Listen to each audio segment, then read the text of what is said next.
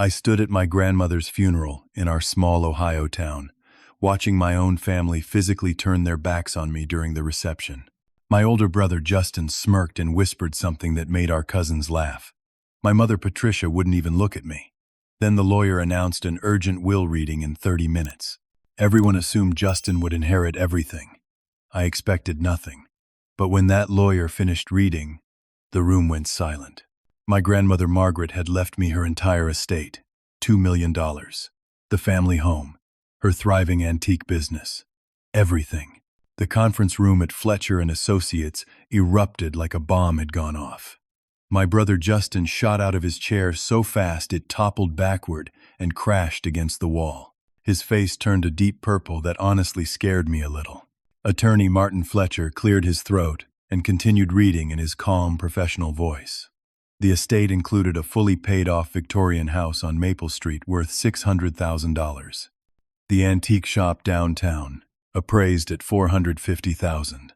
Investment accounts, savings, and cash, totaling $950,000. Every single asset my grandmother Margaret owned now belonged to me. My mother Patricia started crying, but not the sad kind of crying, the angry kind. She pressed her palms against the mahogany table and said in this shaking voice, "How could she do this to us? How could she?" My stepfather Richard stood up and pointed at me. "You ungrateful little manipulator. What did you do to her? What did you say to poison her against her own family?" My sister Amy, sitting next to her husband Tyler, stared at me like I had murdered someone. "You brainwashed her. In those final months when she was weak and confused, you wormed your way in and brainwashed her." Uncle Gerald, my mother's brother, slammed his fist on the table. "This will can be contested. It will be contested. No judge in this county will let this stand." I sat there in my uncomfortable folding chair, still wearing my thrift store suit that didn't fit quite right, and I didn't say a word. What could I say? That I was the only one who visited Grandma Margaret every single week for the past 5 years? That I helped her run the antique shop when her arthritis got so bad she could barely hold the pricing gun? That while they were all busy with their important lives, I was the one bringing her groceries and sitting with her on Sunday afternoons? My family had always considered me the failure, the black sheep. Justin was the successful pharmaceutical sales rep who drove a brand new Lexus and closed deals worth hundreds of thousands. Amy had married Tyler, a wealthy dentist with his own practice.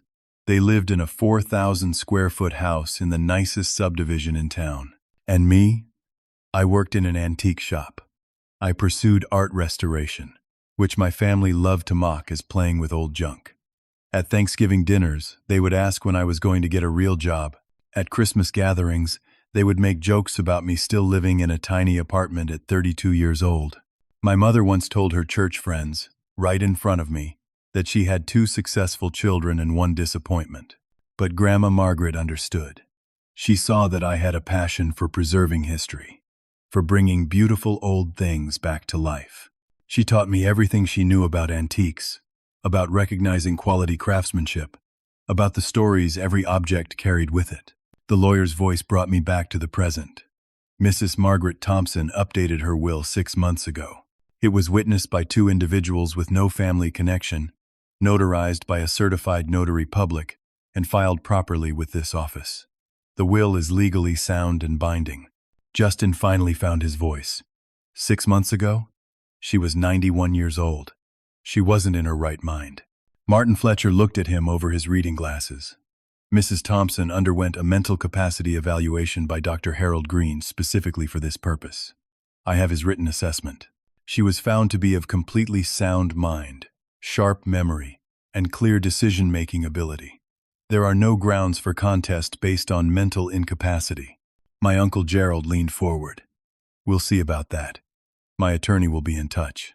As people started gathering their things to leave, Justin grabbed my arm and pulled me into the hallway outside the conference room. His grip hurt. When we were alone, his whole demeanor changed. The anger melted into this fake, friendly smile that was somehow worse. "Donte, listen, let's be reasonable here, okay? You and me, we're brothers.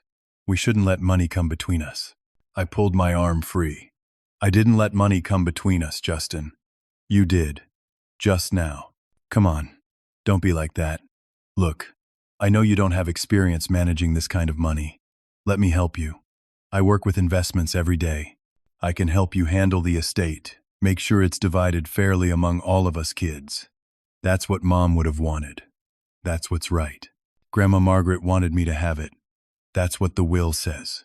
His smile disappeared. The mask dropped completely. You have no idea what you've just done to this family. No idea. What does that mean?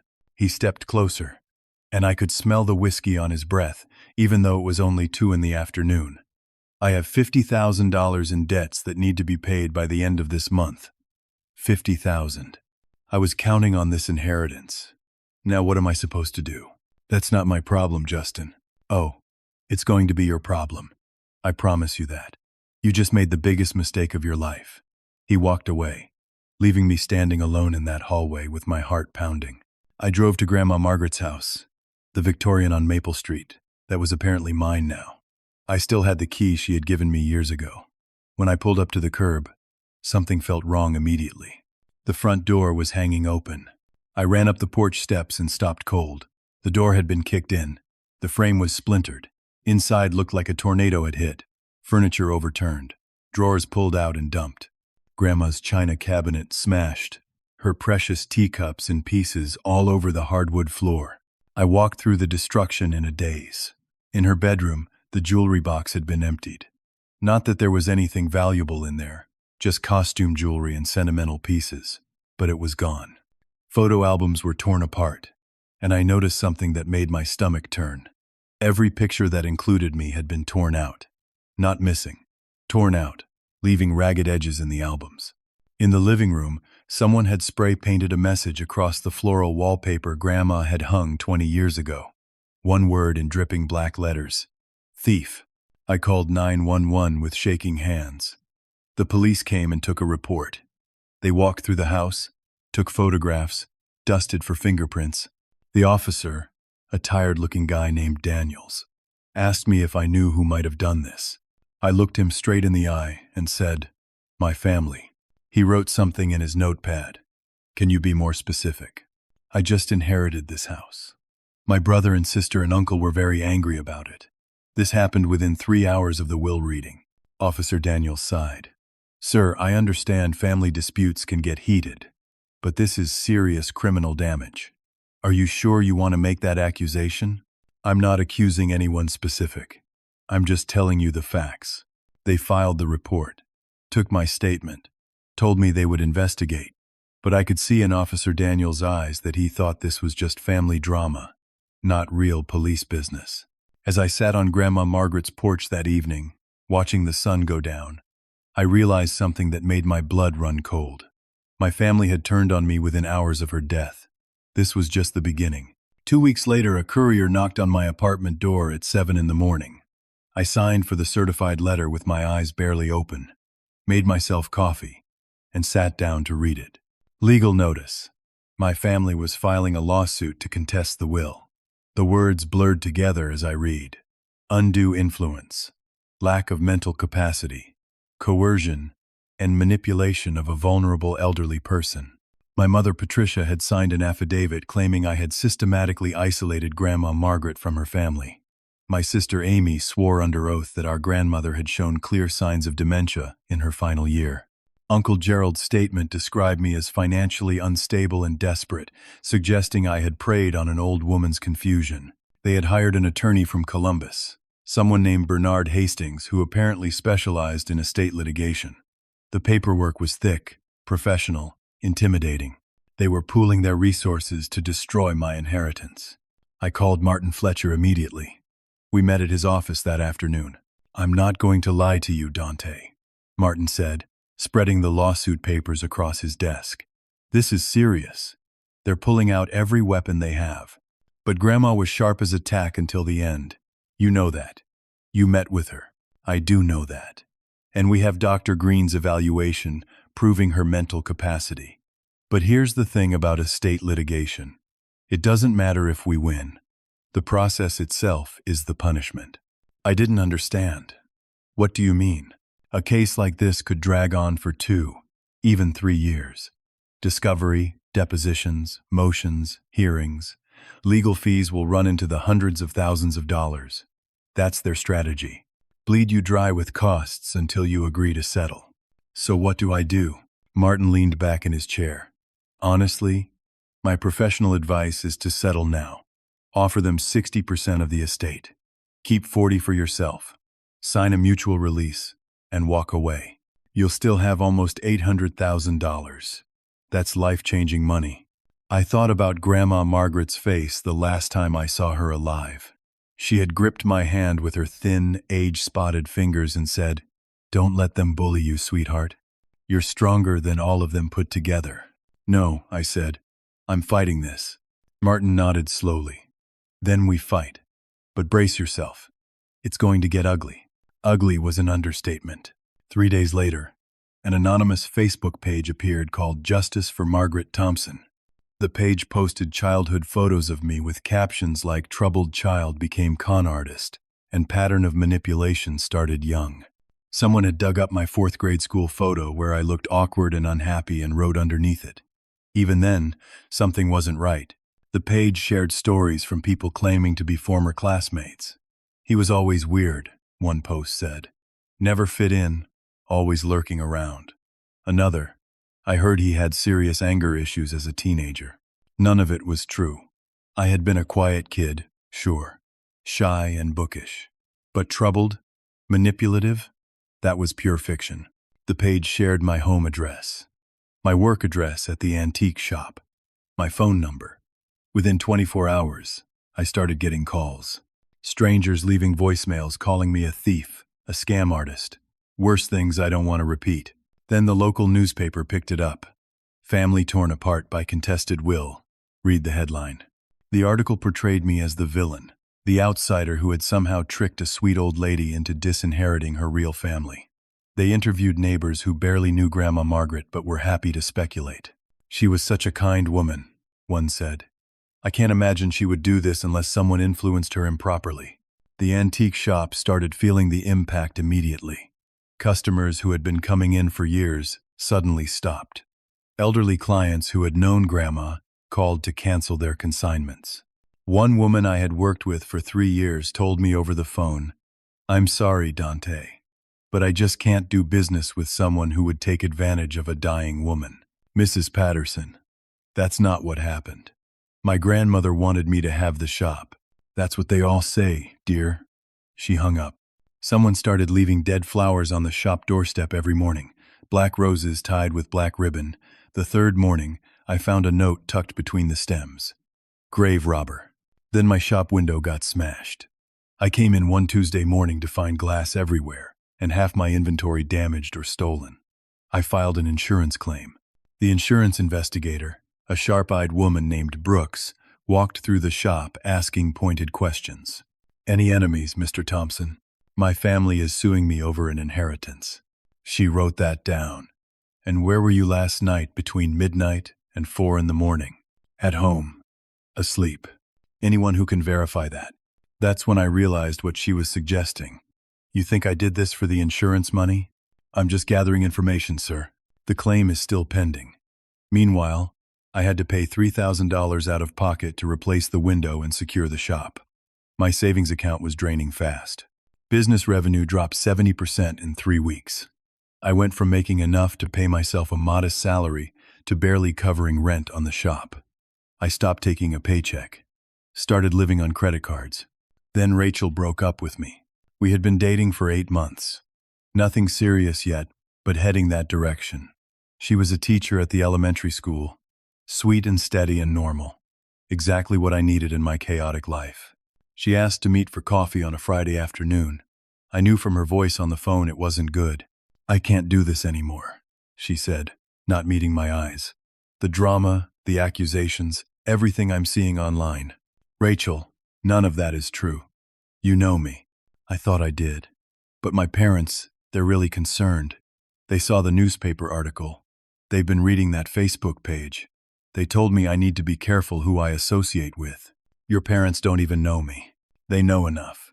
She twisted her coffee cup in circles. "And honestly, Donte, I've been thinking about it too. Your sister Amy called me. My blood went cold. She what? She called me last week. She was really nice about it, very concerned. She told me about your history, about how you've always had problems with emotional manipulation, how the family has been worried about you for years. That's a lie. That's a complete lie. Is it? Because right now, I don't know what to believe. All I know is that I can't handle this. I'm sorry. She stood up to leave. So you're just going to take their word over mine? After 8 months together? She finally looked at me, and there were tears in her eyes. I have to protect myself, Donte. I hope you understand. Then she walked out of the coffee shop, and I sat there alone with 2 full cups of coffee neither of us had touched. That night, I lay awake in my apartment, realizing what my family had accomplished. They had isolated me completely, destroyed my business reputation, turned my girlfriend against me, poisoned the community where I had lived my whole life. And the legal battle hadn't even really started yet. 1 month after the will reading, I was drowning. Legal fees had already eaten through $40,000. Discovery costs, filing fees, Martin Fletcher's retainer. The meter kept running. The antique shop was barely breaking even. On good days, I made enough to cover utilities and rent. On bad days, I made nothing. I couldn't pay myself a salary. I was living on credit cards, watching the balances climb. I needed to access Grandma Margaret's investment accounts to pay for the legal defense. The will was clear that everything belonged to me, but until the lawsuit resolved, nothing was simple. I made an appointment at First National Bank with the estate manager, a guy named Philip Warren. He was in his 50s, had that smug banker look, the kind of guy who played golf every weekend at the country club. "Mr. Thompson," he said, barely looking up from his computer screen. "I've reviewed your grandmother's accounts. Great. I need to transfer funds to cover legal expenses. I'm afraid that's not possible at this time." I blinked. "What do you mean it's not possible?" "The will gives me full authority. There are some irregularities we need to investigate first." "What irregularities?" He finally looked at me, and I saw something in his expression. Satisfaction, like he was enjoying this. "Large transfers, in the months before your grandmother's death. Unusual account activity. We need to ensure everything was above board before releasing any funds." "How long will that take?" 60 days. Maybe longer. I left that bank feeling sick. Later I found out that Philip Warren and Uncle Gerald played golf together every Thursday. Coincidence? I don't think so. With the accounts frozen, I had no income and mounting expenses. I was charging everything, burning through my credit limits. The antique shop became my lifeline, but it was failing. Then I lost my side work. I had been doing freelance art restoration for the Riverside Museum for 2 years. It brought in an extra $1,500 a month. Not much, but essential now. I had a contract to restore a 19th century portrait that had water damage. The museum director, Patricia Everett, called me on a Tuesday morning. "Donte, I'm afraid I have some difficult news. We're going to have to terminate your contract." My stomach dropped. "Why? Did I do something wrong?" "It's not your work. Your work has always been excellent. But we've received some concerns about your ethics and stability." "From who?" "I can't disclose that. But someone sent us screenshots of that Facebook page, articles from the newspaper. The museum can't risk any association that might damage our reputation. I'm sorry. $1,500 a month gone. Just like that. I was running out of options fast. Then Justin showed up at the shop. It was late afternoon, almost closing time. I heard the bell above the door and looked up to see my brother walking in with 2 large guys I didn't recognize. They were big, the kind of big that comes from weightlifting and protein shakes. They wore tight shirts that showed off their muscles. "Donte," Justin said with that fake smile. "We need to talk. I have nothing to say to you. This is an intervention. We're worried about you, your mental health, your decision-making. The family thinks you need help." The 2 big guys moved to stand on either side of the door, blocking it. "This isn't an intervention. This is intimidation." Justin pulled folded papers from his jacket pocket. "Just hear me out. I had my attorney draw this up. It's a fair split of the estate. 4 ways, equal shares. You sign this right now. We drop the lawsuit. and everyone goes home happy. Get out of my shop. One of the big guys cracked his knuckles. Your brother is trying to help you, man. Maybe you should listen. Who are you supposed to be? Hired muscle? Justin's smile got wider. These are my friends Craig and Devin. They're just here to make sure we have a calm, rational conversation. Now, sign the paper. I'm calling the police. I reached for my phone, but Craig moved fast. He grabbed my wrist, squeezed hard enough to hurt. Let's not do anything stupid. The three of them stood there, surrounding me. My heart pounded. For a second I thought about signing, just to make them leave. But then I remembered Grandma Margaret saying I was stronger than all of them. Get out. Now. Or I scream bloody murder and every shop owner on this street comes running. Justin studied my face. Last chance. Little brother, I'll take my chances in court. He nodded slowly. Okay. But I warned you. Things are going to get much worse for you. Much worse. He gestured to his friends. And they left. The bell chimed cheerfully as the door closed. I locked the door behind them and sat on the floor, shaking.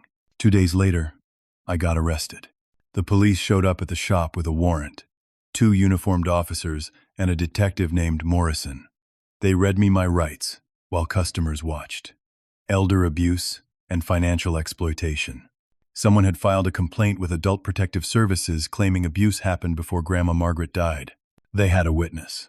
A neighbor named Mrs. Helen Grady, who lived 3 houses down from Grandma. Her statement said she saw me yelling at my grandmother on multiple occasions, saw me taking things from her house late at night, saw her crying after my visits. All lies. Complete fabrication. They also had bank records showing large transfers from Grandma's account to mine in her final months. That part was true, but not criminal. She paid me for working at the shop, $15 an hour, every week, documented with pay stubs. But presented the right way, it looked suspicious. I spent that night in county jail. They put me in a holding cell with 5 other guys. One was drunk and crying. Another kept muttering to himself. I sat on the metal bench and stared at the cinder block wall. Bail was set at $20,000 the next morning. I couldn't access the frozen estate accounts. I had maxed out my credit cards.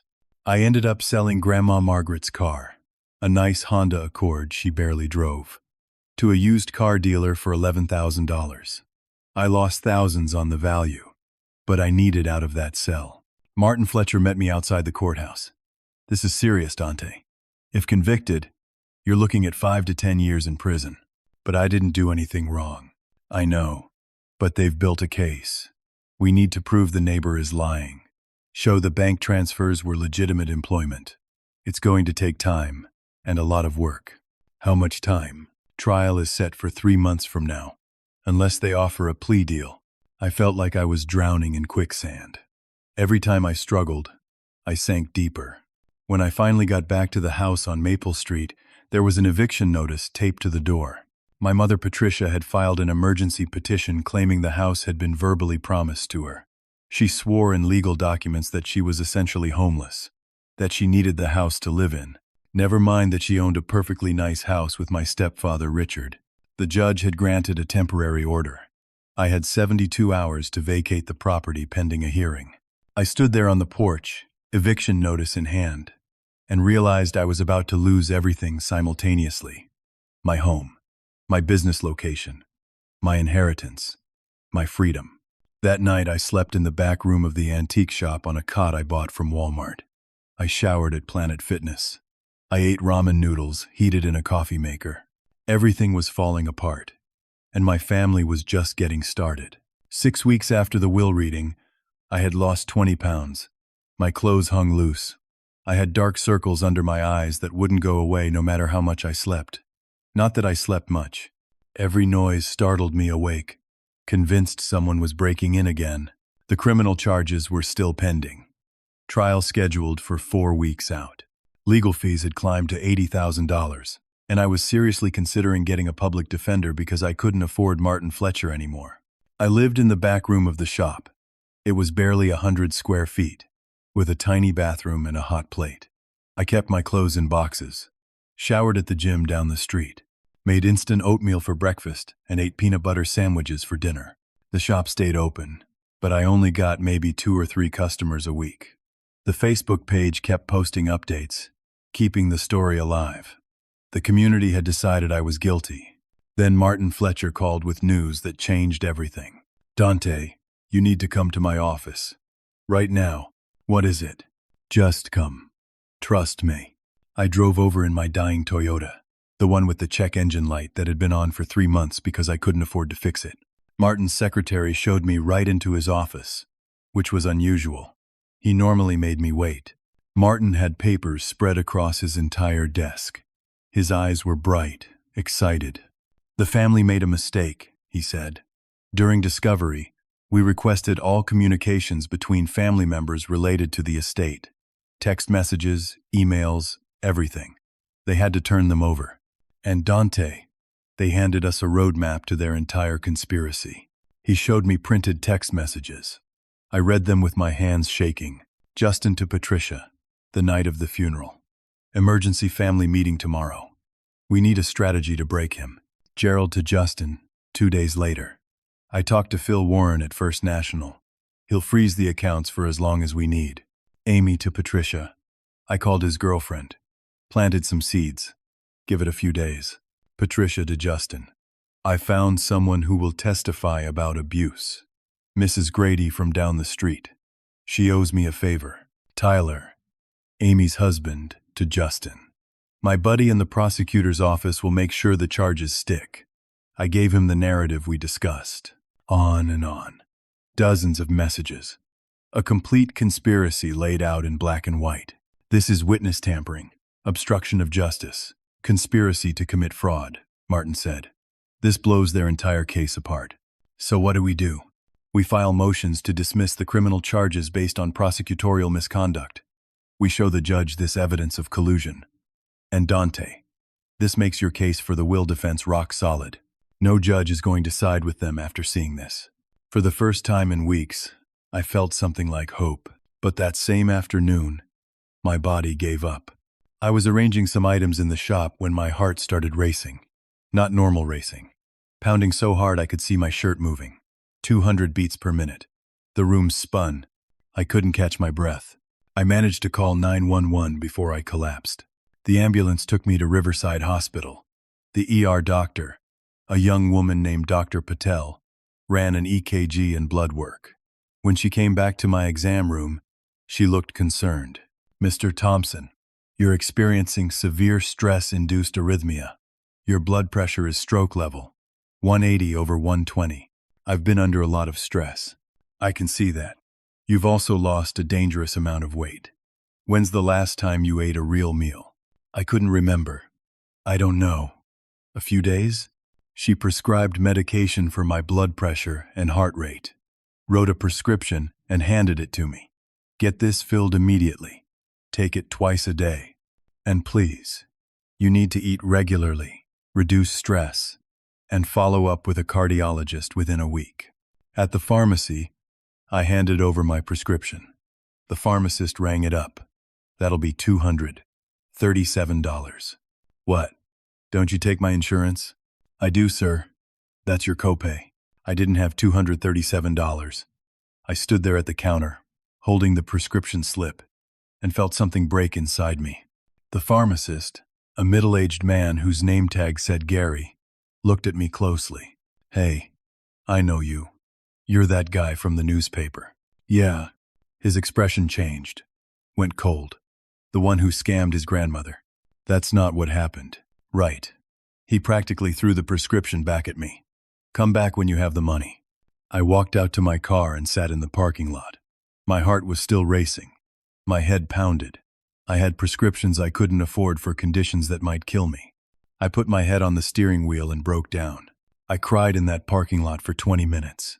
Big, ugly sobs that hurt my chest. Everything felt impossible. The weight of it all, the constant attacks, the lies, the isolation. For the first time, I understood why Martin had advised me to settle. Maybe $800,000 in peace was better than $2 million. And this nightmare. That night, someone tried to burn down my shop. I was sleeping in the back room when smoke woke me up. thick black smoke pouring under the door. I grabbed my phone and Grandma Margaret's most valuable antique, an 18th century German mantel clock, and ran for the front door. Flames were crawling up the back wall. I got out, called 911 from the sidewalk. The fire department came fast.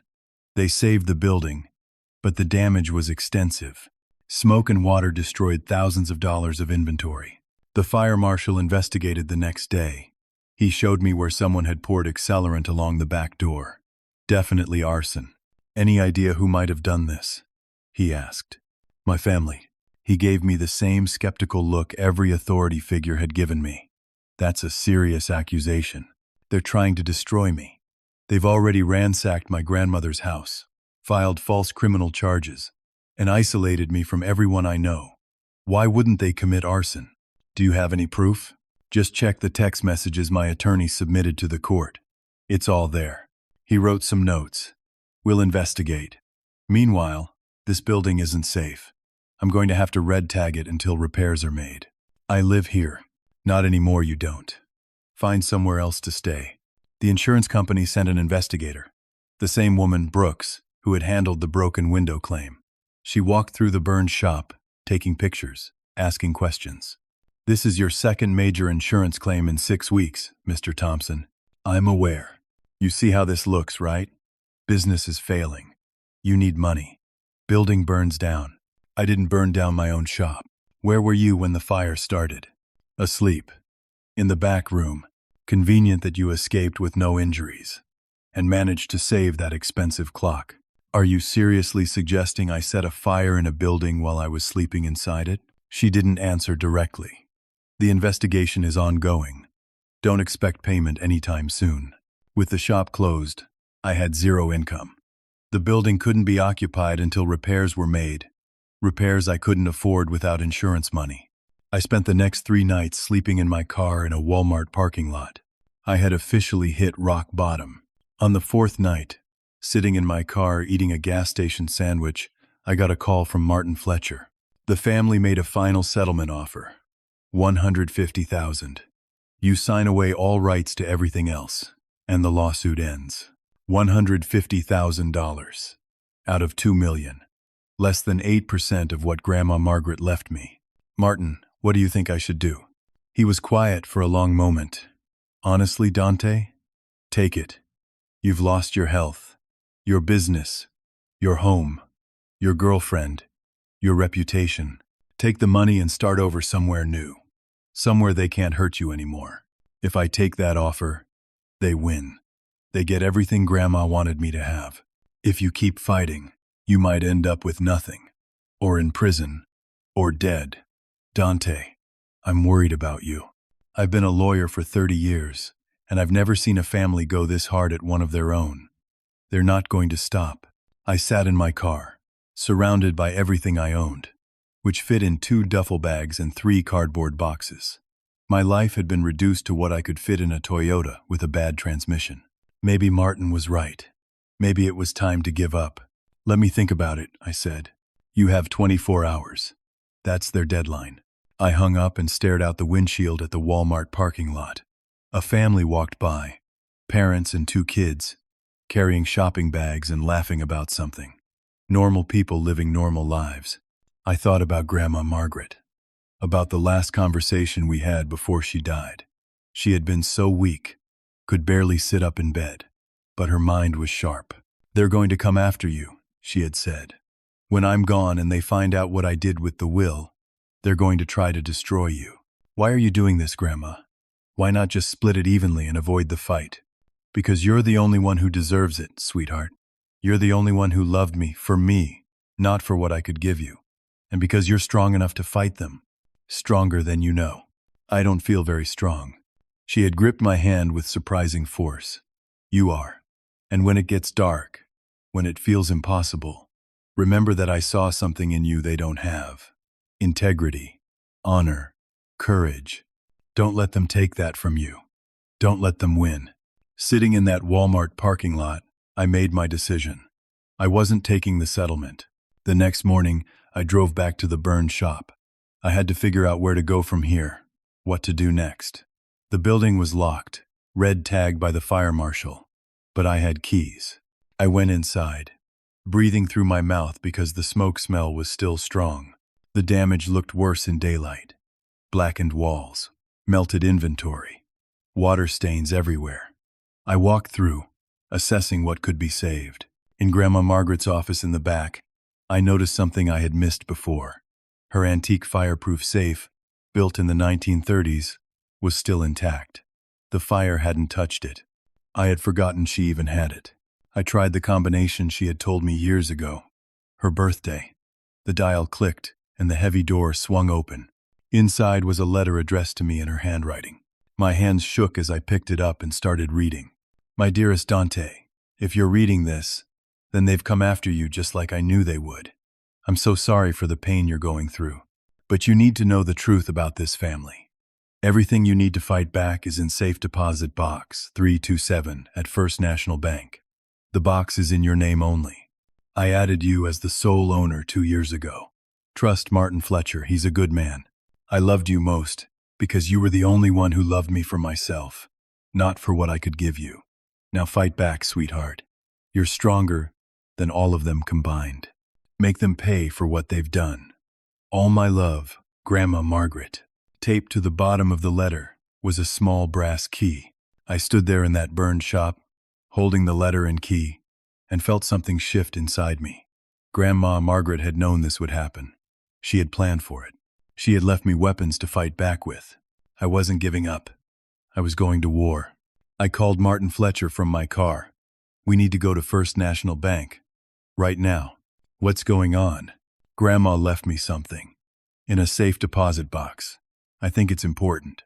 We met at the bank an hour later. I presented the key and letter to the branch manager.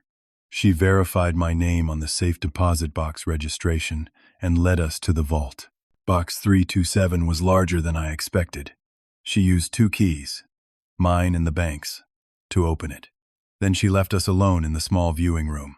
Inside the box were 3 items: a USB flash drive, a thick folder stuffed with documents, and a second letter. Martin and I sat at the small table. I opened the second letter first. It was dated 1 week before Grandma Margaret died.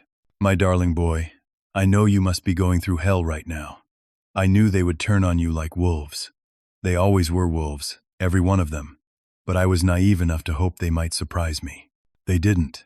By now they've sued you, attacked your character, maybe even filed criminal charges. That's what wolves do when you take away their food. This USB drive contains 20 years of recorded conversations. I've been recording every family gathering, every private conversation, every holiday dinner since your grandfather died. I'm not proud of it, but I needed to know who my family really was. What I found broke my heart. The folder has documents proving each of their crimes.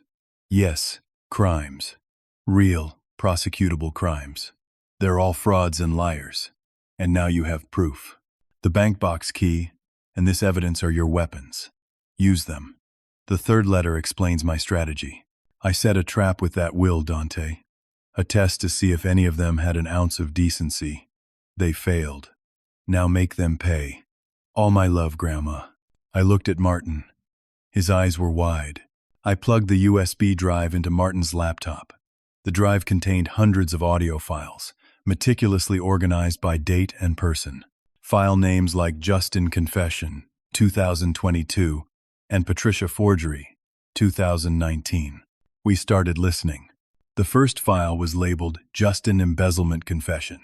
It was a conversation between Grandma Margaret and my brother from 3 years ago.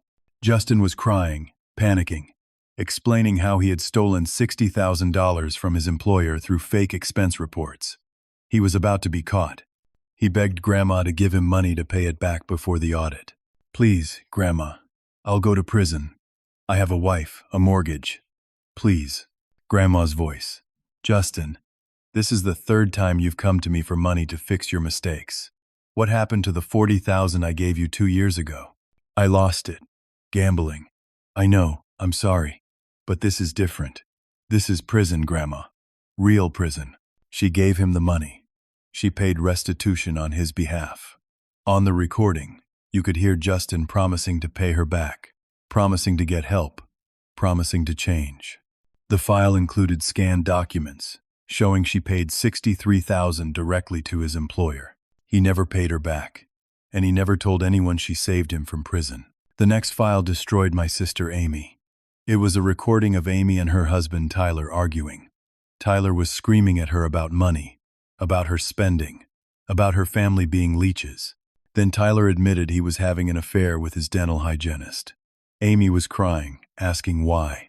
Tyler said, "Because you married me for money, and I married you because I thought your grandmother would die and leave you rich. We're both disappointed." My sister stayed with him. For the money. Even knowing he was cheating. Even knowing he only wanted her for an inheritance he thought was coming. Another file had my mother Patricia on a phone call with someone, discussing how she had forged Grandma's signature on checks 5 years ago to pay for a cruise. $23,000 in forged checks. Grandma knew but never reported it. Instead, she recorded Patricia admitting it. Uncle Gerald's file showed him begging Grandma to co-sign a business loan. He promised to make payments. She co-signed for $80,000. When his business failed, she paid the entire loan rather than let it ruin her credit. Gerald never paid her back a single dollar. The loan documents were in the folder, showing she made every payment. My stepfather Richard's recording was even worse. Multiple conversations of him trying to manipulate Grandma into putting the house in his name for tax purposes. His voice oily and fake. "It would be so much better for you, Margaret. Less paperwork. And when you pass, the transition would be so much smoother." He wanted the house. She saw through him. There were dozens more files. Each family member had their own folder of sins, but the documents in the folder were even more damaging. Martin spread them across the table. His hands were shaking. "Donte, your grandmother hired a private investigator." The first document was a surveillance report on Justin. Photos of him at Riverfront Casino, dated last year. Time-stamped images, showing him gambling away thousands of dollars. The investigator had documented 15 trips to the casino in 3 months. Estimated losses, $70,000. Justin had massive gambling debts. That's why he needed the inheritance so desperately. The next section focused on Tyler, Amy's husband. Bank statements showing he was embezzling from his own dental practice, padding insurance claims, billing Medicare for procedures he never performed. Classic healthcare fraud. The investigator had documentation of fake invoices, altered patient records, everything. "This is federal crime territory," Martin said. "Medicare fraud carries serious prison time." Uncle Gerald's section showed his business was completely bankrupt. He owed $300,000 to various creditors. The house he lived in was 2 months from foreclosure. He was desperate. My mother Patricia's file was thick. Evidence of disability fraud. She had been collecting disability payments for 5 years, claiming she couldn't work due to back problems. But the private investigator had photos of her shopping, gardening, going to yoga class, detailed reports showing she was perfectly capable of working. "Disability fraud is federal," Martin said. "If this goes to the FBI, your mother could face years in federal prison." I felt sick. My family wasn't just mean or greedy. They were criminals. The third letter from Grandma Margaret laid out her strategy. "Donte, I set a trap. I knew they were all desperate for money. I knew they all had secrets. So I changed my will to you, the only one with nothing to hide. I knew they would attack you. I knew they would reveal their true nature. These recordings and documents are your weapons.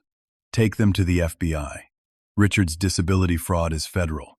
Tyler's Medicare fraud is federal. Patricia's forged checks are bank fraud. Justin's employer deserves to know about the embezzlement. You have the power to destroy them all legally. Give them a choice. They can drop everything against you and disappear from your life forever. Or they can face federal prosecution. I'm sorry to make you the executor of justice, but you're the only one strong enough. You're the only one I could trust. Use these weapons. Make them pay. I love you, Grandma." Martin and I sat in that small bank room for 3 hours, going through everything. The evidence was overwhelming. Ironclad. 20 years of careful documentation. "This is enough to put multiple family members in federal prison," Martin said. "Your grandmother was meticulous. What do? We give them a choice. We draft an agreement. They drop the lawsuit.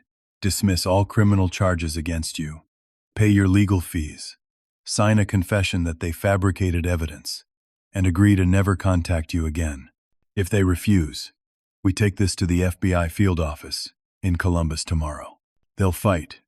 They'll say it's blackmail. It's not blackmail. It's offering them a way to avoid prosecution for crimes they actually committed. We're being merciful. The alternative is we just go straight to the FBI and let them all get arrested. We spent the rest of the day at Martin's office, preparing, copying files, organizing evidence, drafting the agreement they would need to sign. But we needed one more thing: leverage to make sure they took this seriously. We need to confront them, Martin said, face to face. Let them see the evidence. Let them understand what they're facing. They won't come to a meeting if I ask. Leave that to me. Martin called their attorney, Bernard Hastings, told him there was new evidence that changed everything. Emergency meeting required. All parties must attend. Hastings agreed to the next morning, 9 a.m. at his office in Columbus. That night, I slept in a hotel room for the first time in a week. Martin insisted on paying for it. I took a long shower, ordered room service, ate a real meal for the first time in forever. Tomorrow, I was going to face my family with truth as my weapon. But I had no idea they had one final betrayal waiting. The law offices of Hastings and Moore occupied the 15th floor of a glass tower in downtown Columbus. Martin and I arrived 30 minutes early. We set up in the large conference room, testing the laptop, making sure the audio files would play clearly. At exactly 9 a.m., they started arriving. Uncle Gerald came first, looking tired and angry. My stepfather Richard followed, Sister Amy and her husband Tyler. Finally, my brother Justin and mother Patricia. They took seats on one side of the long mahogany table. Martin and I sat opposite them. Bernard Hastings, their attorney, sat at the head. For a moment, no one spoke. They all stared at me with pure hatred. My mother wouldn't even look directly at me, keeping her eyes slightly to the side, like I was something disgusting. Uncle Gerald broke the silence. "What's this about, Hastings? Why are we here?" "Mr. Fletcher requested this meeting. He claims to have new evidence." Justin leaned back in his chair. "Evidence of what? Donte stealing from Grandma?" "No," I said quietly. "Evidence of what you all did." "We didn't do anything," Amy said. "You're the criminal. You're the one facing trial next month." Martin opened his laptop. "Let's start with the text messages you were required to turn over in discovery. The ones showing your conspiracy to destroy Donte through false allegations and coordinated attacks. Those messages are taken out of context," Hastings said quickly. "Are they? Let's see what a judge thinks when we present them alongside evidence that your clients tampered with witnesses, committed perjury, and engaged in a coordinated fraud." I placed the USB drive on the table.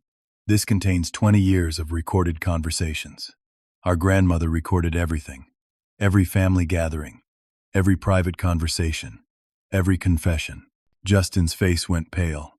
"That's illegal. You can't record people without their knowledge." "Ohio is a one-party consent state," Martin said. "Your grandmother could legally record any conversation she was part of, and she was meticulous." Martin pressed play on the first audio file. Justin's voice filled the room, confessing to embezzling $60,000 from his employer. On the recording, he was crying, begging Grandma for money to avoid prison. Justin stood up. "Turn that off." "Sit down, Mr. Thompson," Martin said. "We have 30 more hours of recordings. Would you like to hear yourself at the casino? Your sister's husband admitting to Medicare fraud? Your mother discussing the checks she forged?" The room went silent except for the audio still playing. I pulled out copies of the private investigators' reports, photos of Justin gambling, evidence of Tyler's billing fraud, documentation of Patricia's disability fraud while she shopped and did yoga. "Your grandmother documented everything," I said. "Every crime, every lie, every manipulation. She knew exactly who you all were." Uncle Gerald found his voice. "What do you want?" Martin slid papers across the table. "Here are our terms. You drop the lawsuit immediately. You dismiss all criminal charges against Donte. You sign a confession that you fabricated evidence. You pay Donte's legal fees. which currently total $83,000. You agree in writing to never contact him again, and you do all of this by end of business today. And if we don't? Richard asked. Then we take this evidence to the FBI Columbus field office. Disability fraud is federal. Medicare fraud is federal. Elder financial exploitation is federal. You'll all be facing federal charges. Years in federal prison. That's not a threat. That's a simple statement of fact. Bernard Hastings looked at his clients. I need to speak with them privately. You have 10 minutes, Martin said. They huddled in the corner, whispering urgently. I could see the panic on their faces. Uncle Gerald kept shaking his head. Amy was crying. Justin looked like he might throw up. When they came back to the table, Hastings spoke. My clients are willing to discuss a settlement, but your terms are unreasonable. They're not admitting to crimes they didn't commit. They did commit them, I said. We have proof. Inadmissible proof obtained through questionable means. A jury can decide that. But first, you'll all be arrested and charged. That's a guarantee. The room descended into chaos. Justin started yelling. Amy sobbed. Uncle Gerald tried to negotiate. Through it all, my mother Patricia just stared at me with cold eyes. Then she did something I'll never forget. She broke down crying. Not the angry crying from before. Real, devastated crying. Her whole body shook. Donte, she sobbed. You were always such a hateful child. From the moment you were born, something was wrong with you. Your father left because of you. Did you know that? He couldn't stand what you were. Mom, don't. You were violent, angry. I was afraid of you as a teenager. I had to protect your grandmother from you. That's why you resented this family. Because we saw what you really were. That's not true. None of that is true. She reached into her purse and pulled out a small leather journal. I found this in your grandmother's belongings. Her diary. She wrote about being afraid of you. About how you pressured her to change her will. About how isolated and scared she felt. She slid the diary across the table to Bernard Hastings. He opened it, started reading. His eyebrows went up. My heart sank. Where did this come from? Martin grabbed the diary. Started flipping through pages. I saw entries in handwriting that looked like Grandma's. Dates from her final years. Passages describing fear of me. Describing feeling manipulated and controlled. This changes everything, Hastings said. This shows clear undue influence and elder abuse. This diary will convince any jury. I felt the room spinning. That's fake. She's lying. It's her handwriting, Patricia said. I know my own mother's handwriting. Justin smiled. The first real smile I'd seen from him all morning. Not so confident now, are you? Martin studied the diary carefully. He looked at the spine, flipped to the inside cover, checked dates against entries. Then his expression changed. This diary, Martin said slowly, has a manufacturer's date code on the spine. This notebook was manufactured in February of last year. So? Patricia said. Your mother died 14 months ago. In January of the year before last. She couldn't have written in a notebook that didn't exist yet. The room went silent. Martin flipped through more pages. Also, some of these entries reference events from 6 months ago. Christmas last year. Easter this year. Your mother has been dead for over a year. She didn't attend Christmas last year or Easter this year. These entries describe events that happened after her death. Patricia's face lost all color. You forged this, Martin said. You practiced your mother's handwriting and created a fake diary. But you made 2 mistakes. You used a modern notebook, and you included entries dated after she died. Before anyone could respond, someone stood up from the corner of the room. A man in a gray suit I hadn't noticed when we came in. Special Agent William Cooper, FBI, he said, showing his badge. I've been sitting here listening to this entire conversation. Martin had called the FBI without telling me. Agent Cooper looked at Patricia. Ma'am, I need you to come with me. You're under arrest for evidence tampering and obstruction of justice. What? No, this is a setup. 2 more agents came through the door. They handcuffed my mother while she screamed at me. You did this. You destroyed this family. I hope you rot in hell. Agent Cooper turned to the rest of the family. Based on what I've heard today and the evidence Mr. Fletcher shared with me this morning, I'll be recommending federal charges against several of you. Medicare fraud, disability fraud, bank fraud. You'll be hearing from us soon. I strongly suggest you get good attorneys. He looked at me. Mr. Thompson, all charges against you are being dropped immediately. The prosecutor will be notified within the hour. I apologize for what you've been put through. They led my mother out of the conference room. She was still screaming, cursing my name, calling me every terrible thing she could think of. The rest of the family sat in shock. Uncle Gerald had his head in his hands. Amy was crying quietly. Tyler looked green. Justin just stared at the table. Martin pulled out the agreement. My offer stands for the rest of you. Sign this now, or join Patricia in federal custody. Your choice. One by one, they signed. No more arguments. No more threats. When it was done, Martin gathered all the copies. You're forbidden from contacting Donte for any reason, for the rest of your lives. If you violate this agreement, you'll face immediate prosecution. Do you understand? They all nodded, broken and defeated. As they filed out of the conference room, Justin stopped at the door. He looked back at me one last time. She loved you best, he said quietly. Even after everything, after all of us, she loved you best. That's what really killed us, you know, not the money, knowing she picked you. Then he left. I sat in that conference room with Martin, surrounded by the wreckage of my family, and felt nothing. Not victory, not relief, just emptiness. It's over, Martin said. You won, but it didn't feel like winning. It felt like surviving. The paperwork was filed by end of business that day. The lawsuit officially dropped. All criminal charges dismissed. The family signed confessions that they had fabricated evidence and engaged in a conspiracy. They agreed to pay $83,000 for my legal fees plus an additional $50,000 for damages to my shop and emotional distress. The money hit my account within 48 hours. 2 weeks later, the FBI filed federal charges. My mother, Patricia, faced 2 years in federal prison for disability fraud. The evidence was overwhelming. Photos of her doing yoga while claiming total disability. She took a plea deal, 18 months in minimum security. My brother Justin's former employer pressed charges for embezzlement once they learned the truth. He received 3 years probation and had to pay full restitution. His career in pharmaceutical sales was over. No company would hire him with a fraud conviction. Uncle Gerald lost everything. His business collapsed. The bank foreclosed on his house. Last I heard, he moved in with a cousin in Pennsylvania. Sister Amy divorced Tyler after the FBI raided his dental practice. He lost his license permanently and faces up to 10 years for Medicare fraud. The trial is still pending. Amy moved back in with my stepfather, Richard, who quietly left town once the FBI started asking questions about his role in the conspiracy. I never heard from any of them again.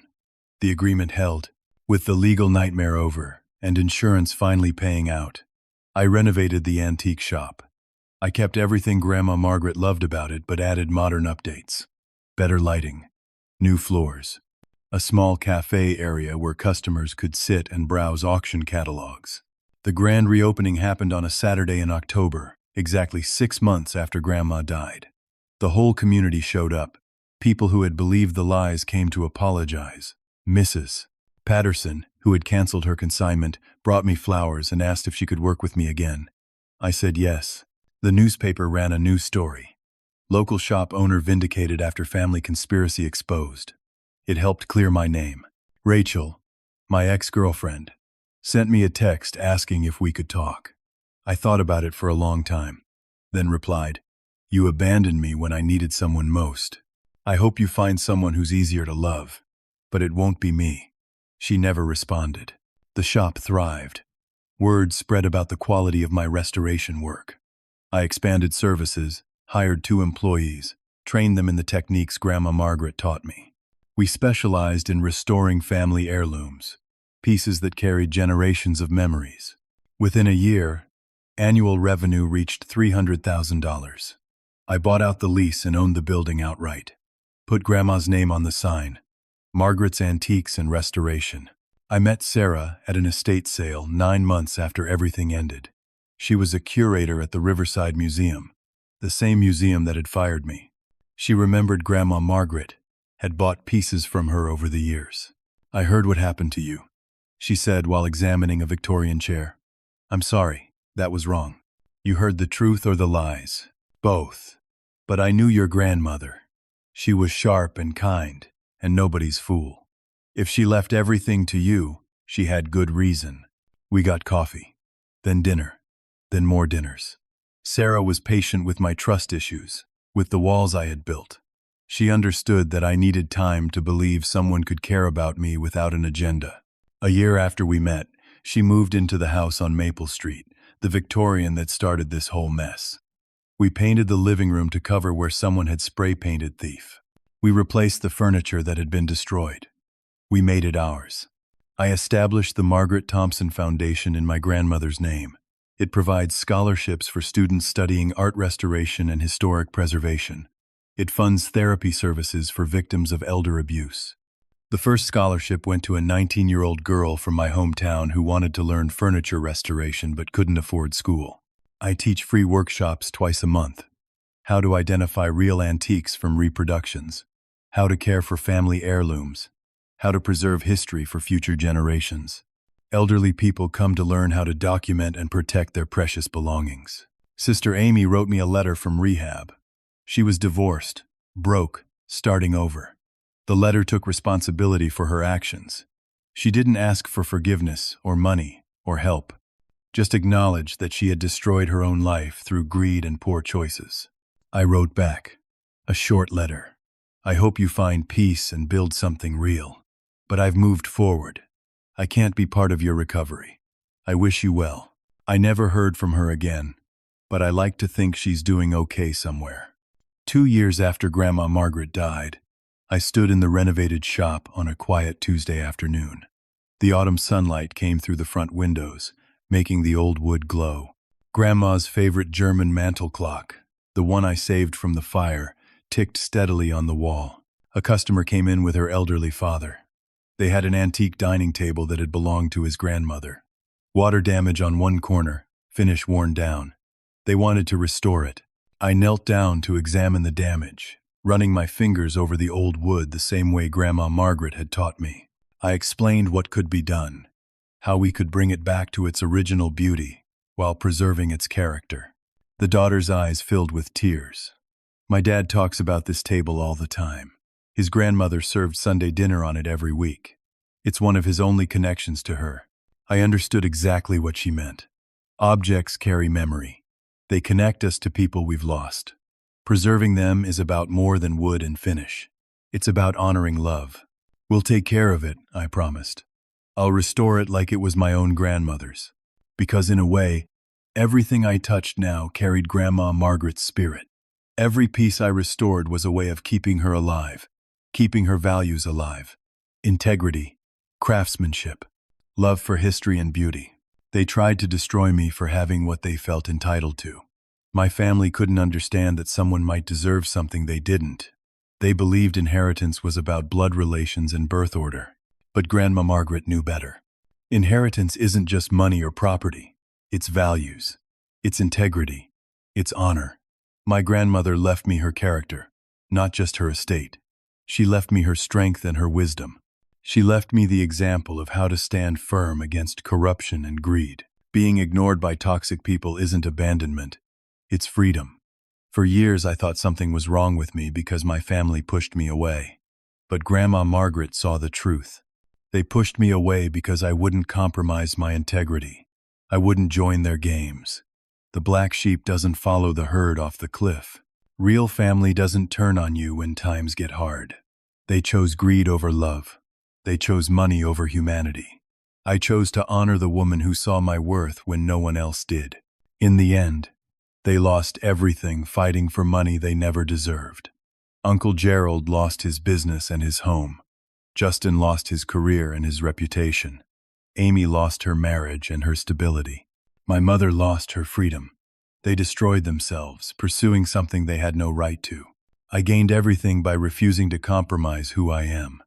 Not just the money and property, though that security matters. I gained peace, purpose, A business that helps people preserve their family histories. A relationship built on genuine care instead of expectation. A life I'm proud of. The shop door chimed as the customer and her father left. The antique table loaded carefully into my truck for transport to the workshop. I locked the door and turned off most of the lights, leaving just the small lamp by the front window. Grandma Margaret's clock chimed 6 times. I stood there listening to each note ring out in the quiet shop. "Thank you, Grandma," I said out loud to the empty room. "Thank you for believing in me. Thank you for giving me the strength to fight. Thank you for teaching me that real wealth isn't in bank accounts. It's in character." I could almost feel her presence there, in the shop she built over 40 years, in the careful way each item was displayed, in the worn spot on the floor where she used to stand at the counter, in the smell of old wood and furniture polish. She had given me everything, not just an inheritance, a legacy, and I promised myself, standing there in her shop that was now my shop, that I would spend the rest of my life being worthy of her faith in me. I would help people preserve their family memories. I would teach others what she taught me. I would be kind to people who needed kindness, the way she was kind to me when I needed it most. The black sheep had found his way, not by following the herd, but by following his heart. So let me ask you something. Have you ever been the black sheep in your family? Have you ever felt like you didn't fit in? Like something was wrong with you because you saw the world differently? I'd love to hear your story in the comments below. Share your experience. You might be surprised how many people understand exactly what you went through. And if this story touched you, if it made you think about family, loyalty, and standing up for what's right, please hit that like button. It helps more people find these stories. Subscribe to the channel so you don't miss future stories about resilience, justice, and the strength it takes to stand alone when necessary. Share this with someone who needs to hear it. Maybe someone who's going through their own family struggle. Maybe someone who feels like the black sheep right now and needs to know they're not alone. Your share might be exactly what someone needs today. Thank you for listening to my story. Thank you for being here, for caring about an ordinary guy who fought an extraordinary battle. I hope you take away something meaningful from my experience. Remember, being different isn't being wrong. Standing alone isn't being weak. Sometimes the person the family rejects is actually the only one with real integrity. Take care of yourselves. Protect your peace. Surround yourself with people who love you for who you are, not what you can give them. And if you have people in your life who truly see your worth, who believe in you when everyone else doubts, hold on to them. Honor them. They're your real family. Until next time, stay strong, stay true to yourself, and never let anyone make you feel less than you are.